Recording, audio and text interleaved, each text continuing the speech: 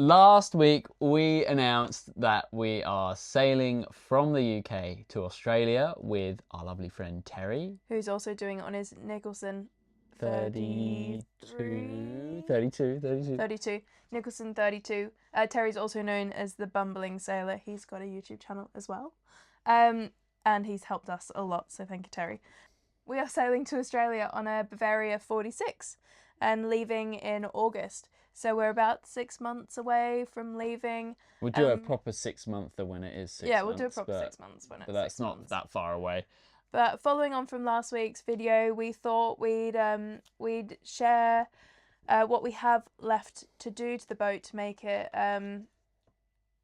ready for off-grid living, long stints of off-grid living, because we're going to be crossing some pretty big oceans. So yeah, we haven't left yet, but we have already started this journey because we're having to think about all the things that we need to do.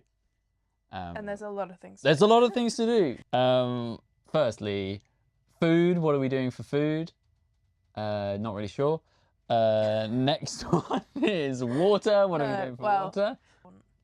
Well, I just kind of thought the most important things for off-grid living are food, water, and then everything else is kind of... If we don't have those two things, we would die. That's true. Quite. So food... And maybe the boat being saily safe. Otherwise, that will kill us probably quicker than food or water. Yeah, that's true. Food is pretty self-explanatory in that we're going to be provisioning. We're going to do lots of provisioning for these bigger trips. And also we want to, when we get to Panama, we want to provision lots for French Polynesia, because French Polynesia's not the most serviced place in terms of food provisioning. Most of the places we're going to, there are, your supermarket goods don't come in very often. Yeah. It's maybe once every month. It could be sooner, it could be less. But what we really wanted to talk about in our food area was how we're going to cook and stuff like that.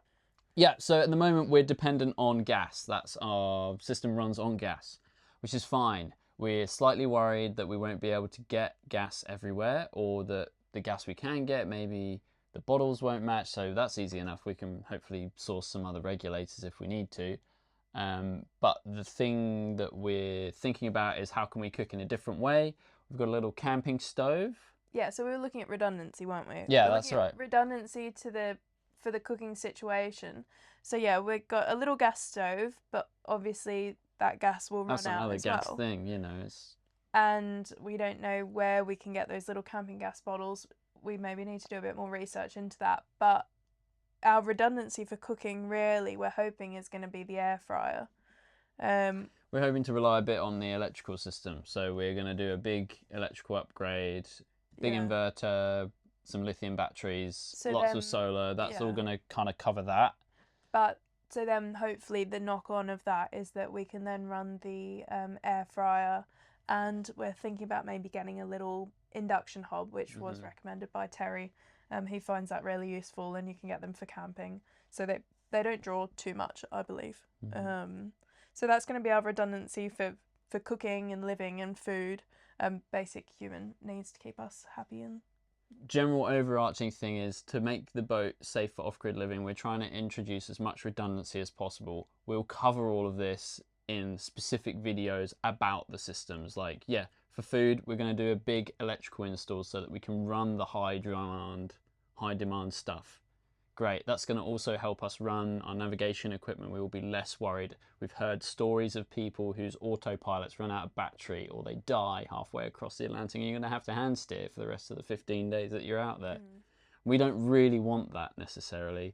No, so actually that's a big one. Yeah. Well, part of the redundancy for that feature in terms of steering as well, in terms of autopilot, which links to the electricity, is that we're going to be getting a hydrovane. Yeah, we put in a deposit for one at the boat show. Still haven't paid it off. Ooh, sorry, guys. We're getting a hydrovane. That's also going to act as... Orcas are a huge worry for us. We've been following various people. Portugal. Yeah, and they seem to be spreading, and it's all scary, really. We're going to be having that as our secondary rudder should we lose our rudder and we're still afloat.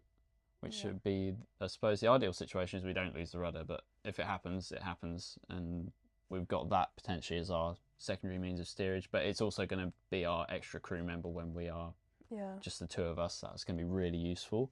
Yeah, so that kind of comes under safety. And what other safety things have we been thinking about? We've sent the life raft off to be serviced. We're making sure we've got, personal location beacons. We've got the EPIRB's just been serviced and the battery's been replaced. We'll obviously have a grab bag.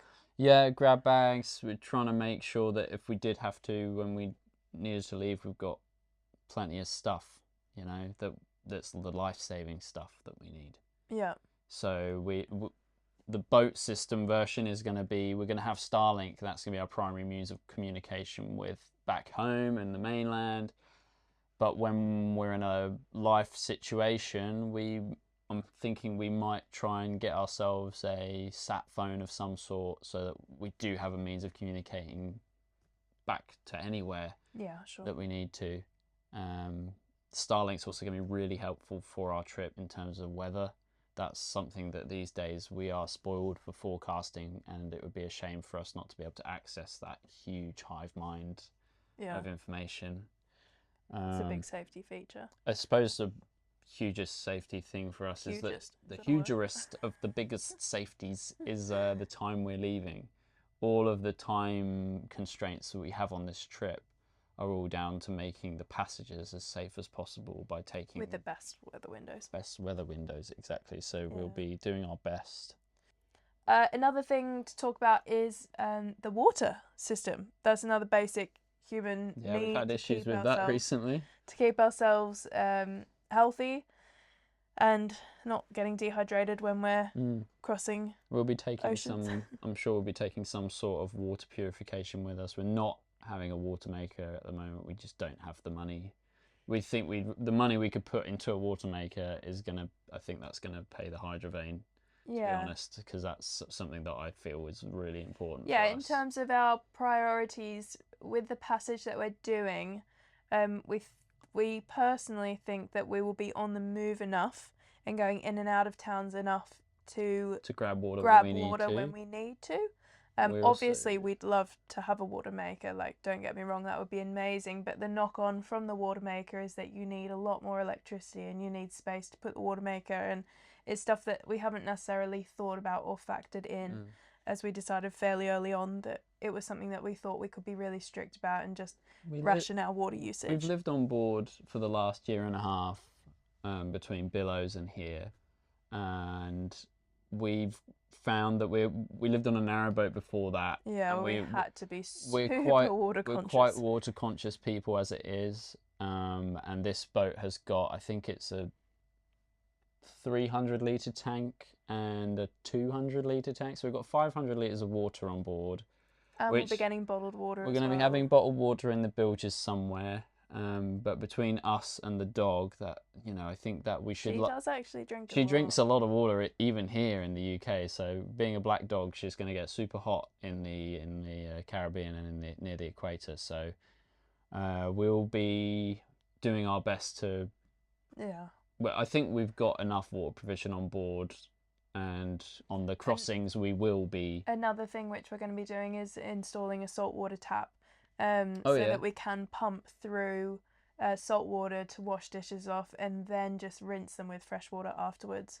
It's something we've seen quite a lot of cruisers do to cut back on their water consumption. I've been toying with the idea of being able to collect rainwater to use, not necessarily for fresh drinking water, but a lot of people do. But shower water, that doesn't need to be as clean as stuff you drink. So anyway, shower much anyway. I don't shower anyway, so it's not an issue. But another thing that Nick was going to talk about is the redundancy for the water in terms of the pump. We're going to take some spare pumps with us, but I think we might also put that salt pump, we might have a little Y valve in to switch it onto the water system, so that if our pump or our electrical system died for any reason, we could still get our drinking water that we need. And it's kind of fairly obvious, but the last thing we were going to talk about is the structural the skin and bones of the actual boat. Of the boat, because that is the biggest safety point we can have. There's no point having all these fancy equipment if your hull is gonna, break apart. So we are quite lucky that the standing rigging's been done last year. That was done last year, so that's nice and fresh and ready to go. We've got 2 sets of sails for this boat. It came with we haven't actually seen them yet. That's going to be a video where we get them out at some point and look over them. See how tatty they are, but we're hoping we might be able to use some sort of twin head sail rig because we've got 2 head sails for this boat. Yeah. What else? Well, we're going to get Andy, the rigger, to come back and have another look and just give us some tips and some extra things and extra points of wear that we need to be looking out for. There were some things that came up in the rig check last year that weren't able to be addressed, so we need to just keep those in check. Like there's a bit of friction wear on some of the aluminium castings for the boom and the forestay. So and whether we actually go through the process of repairing them before we leave, or just knowing that they're there and keeping a really good eye on them, or at least having spares ready to go for if they get any worse. So that's kind of the biggest thing, is a structural means. Yeah. I suppose a big question from last video, we will do a separate video about this for sure, is the dog. That is, maybe it's the worst, maybe it's the best decision we're making ahead of the trip. We don't know yet. We don't know yet. I don't think we'll know until we leave. I don't think we'll know until we get to Australia. They'll be constantly analysing. But we are at the moment we are in contact with various agents to get through all the red tape between here and Australia and every country in between. And knowing what to do before we leave the UK to give us the best chance of getting her into Australia safely. Yeah, that's too right. And correct. Keeping the dog safe on board, I think my personal understanding is I'd quite like to tether her a reasonable amount of the time if she... Yeah, she'll be tethered. But also it depends on the sea state. We've seen other people have netting, but we don't really want it to get in the way of using the cleats and stuff, and don't want stuff getting snagged. Anyway, we're rambling. We're rambling. The dog will come in another video because we can make a whole series about that, I'm sure.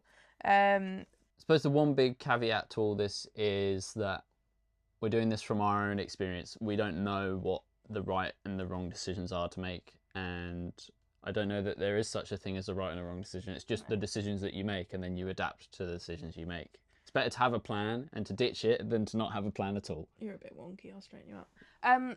But we do have some experience. You know, we're not saying that from total, nothingness. But I've worked in a marina now for 2 years. Nick's been working in a marine engineering firm and it's not necessarily just the experience we get from doing the job. It's, you talk to people who have done it, and they always have little tidbits of advice. Sailors love stories, and they do. They sure do.